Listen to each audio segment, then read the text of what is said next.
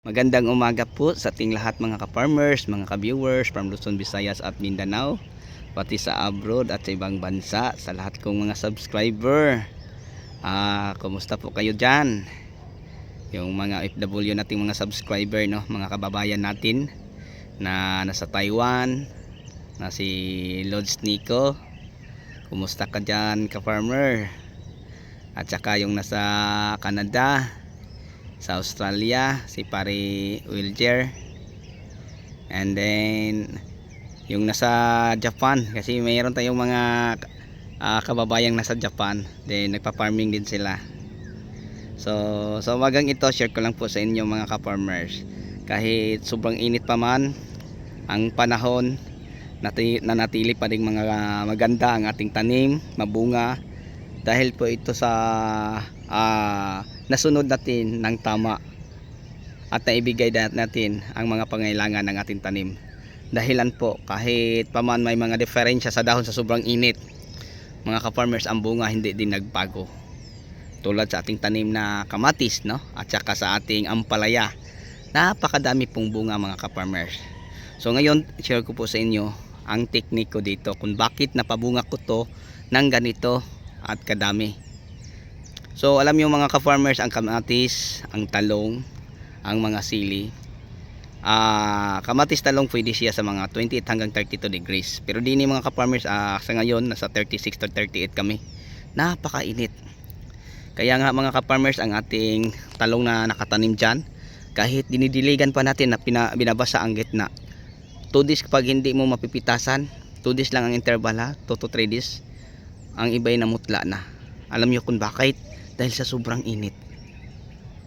Pero mga ka-farmers, kahit sobrang init, hindi pa din nag-iba ang kondisyon sa mga bagong usbong, sa mga bulaklak ng ating talong, pati pa man sa ating kamatis at saka sa ating ampalaya. Alam niyo ba kung bakit? Kasi may pundasyon po sila bago natin na itanim. Ano pong ibig sabihin sa nabanggit kong pundasyon? Ginagawa ko po mga ka-farmers ang pagbasal o pagbigay ng mga organic. So may mga video tutorial tayo kung paano. So share ko lang at babanggitin ko para magkaka-idea kayo. Baka sa mga baguhan, understand nila ang aking sinasabi. Katulad dito mga ka-farmers, sa pagtatanim natin ng ampalaya. So binubutasan natin sa lalim na 6 inches and then naglagay tayo ng fertilizer at saka mga organic. Ano po ang mga fertilizer na ating nailagay? Ano po ang mga organic na ating nailagay? Yun po ang pundasyon, mga pagkain na ating inahanda para sa paglaki nila, tulad ng ating nakikita ngayon na mayaman sila sa pagkain na nakabaon, mga organic or mga synthetic. So alamin natin mga ka-farmers ang mga organic. Ang mga organic na ating binabaon mga ka-farmers, una, meron tayong ipot ng manok, no? Ipot ng manok o chicken manure. Pangalawa, meron tayong fertifield. Pangatlo mga ka-farmers, Dupus, and then may Mega multiplan vitamin. Then ang ating synthetic, yung Unique 16, no? So yung Unique 16 ng Yara, yon po ang ating synthetic na fertilizer. So yun po mga ka-farmers.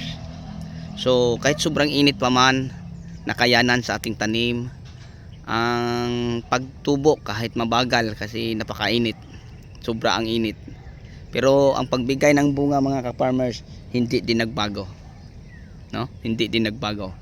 Napakadami ding bunga ang ating mga tanim. Paano ko mapatunayan kung hindi ko ipapasilip sa inyo? So may nakapunta na ating kaibigan din ng partner para daw kamuti ang ating ampalaya. Kahit sa puno pa mga ka-farmers, ganito nakadami ang bunga. Tingnan nyo, nasa puno pa lang to.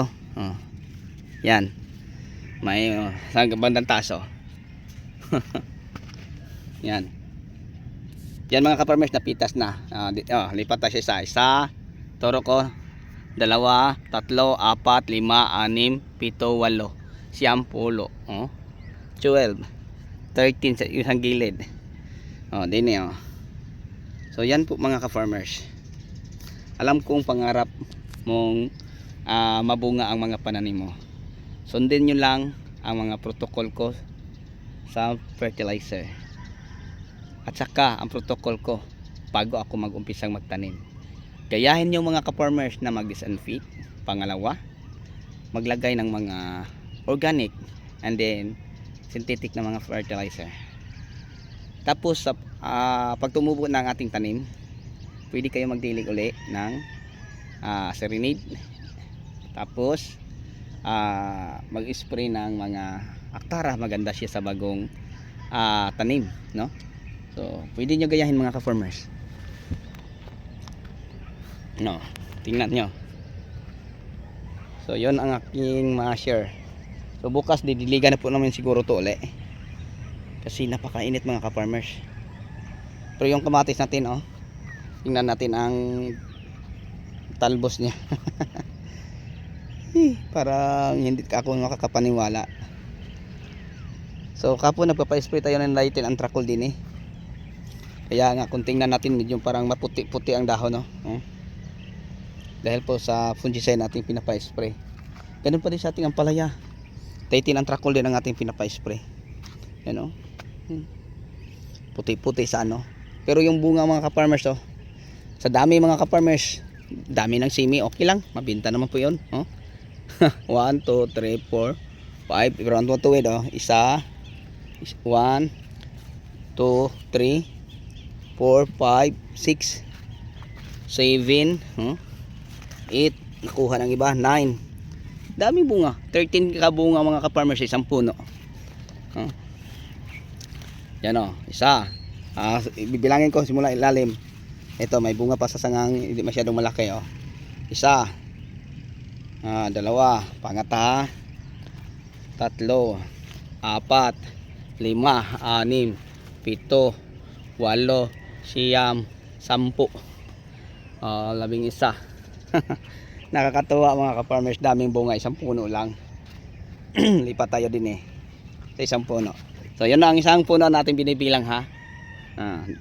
Sa isa, kahit baluktot mga ka-farmers, yun ang sinabi ko sa inyo, parang kamuti, oh.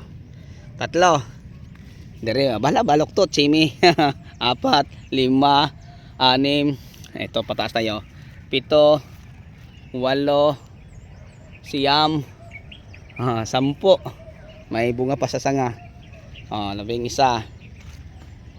meron pa bandang talo, oh, dulo, oh, may bulak bago pa, oh. Meron pa. So yun po, no, mga ka-farmers, ang mga bunga na ating makikita.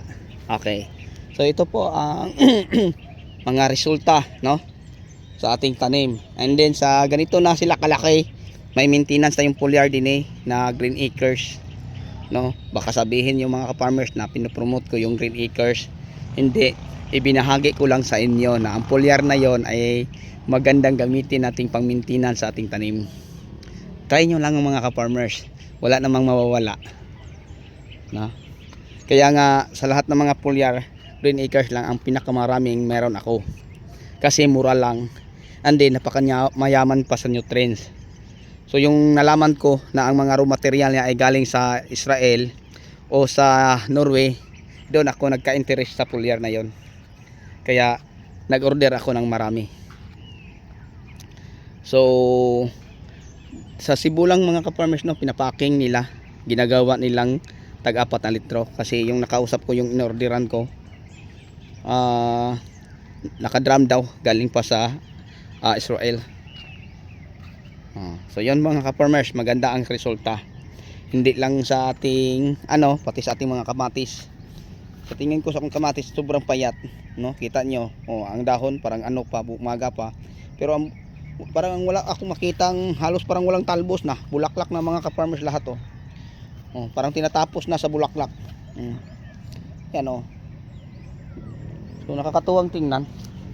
Pati pa man ang ating kamatis, napakapayat, ang palaya napakapayat, pero ang bunga, yan, baluktot, may nadilag na sanga, napakapayat mga ka-farmers, pero nakakatuwa.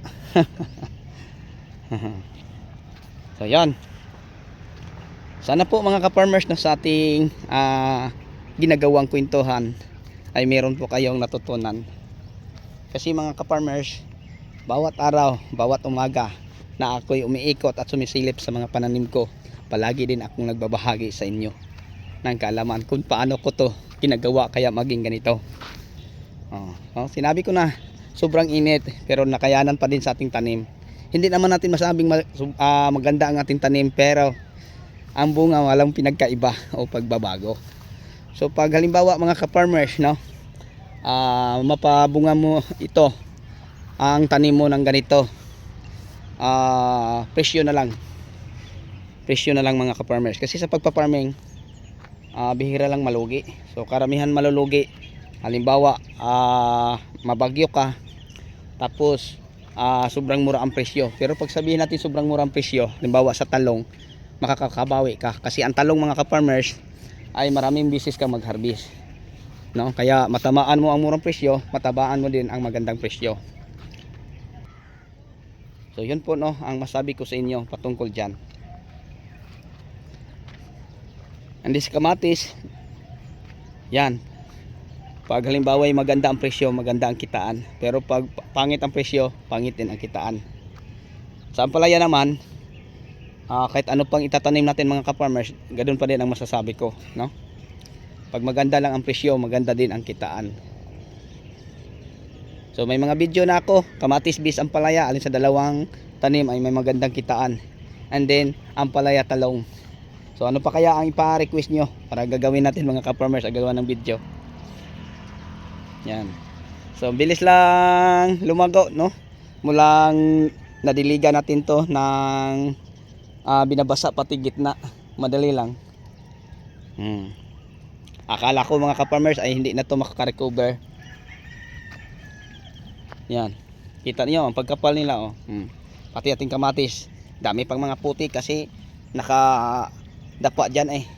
And then yung damo sa gitna mga ka-farmers, hindi tayo mabahala kasi papa-sprayhan natin to ng Glustar Contact Herbicide para manatiling malinis mga ka-farmers. Kasi yung time na nabasa natin to, mag-isang linggo na, ang bilis lang sumibo ng damo, no? Mabilis lang kumapal. Kaya nga ngayon, ano na sila. So okay naman kasi malamig. Makakatulong to para malamig sa araw. Okay, so bago tayo magtapos ating kwentuhan at pagbahagi ng kaalaman, mga ka-farmers, mga ka-viewers, maraming salamat po sa inyong pagsama sa akin at panonood ng aking mga video. So bago ko tatapusin mga ka-farmers, hingi naman po ako ng isang favor sa inyo. Kung nagustuhan nyo, pakiiwan na lang po ng like, share at comment. Kung may papagawa man po kayo, i-type nyo lang kung anong video na ang gagawin ko para sa inyo. Okay, so maraming salamat po. Bye bye and God bless. Happy watching, happy farming. Thank you.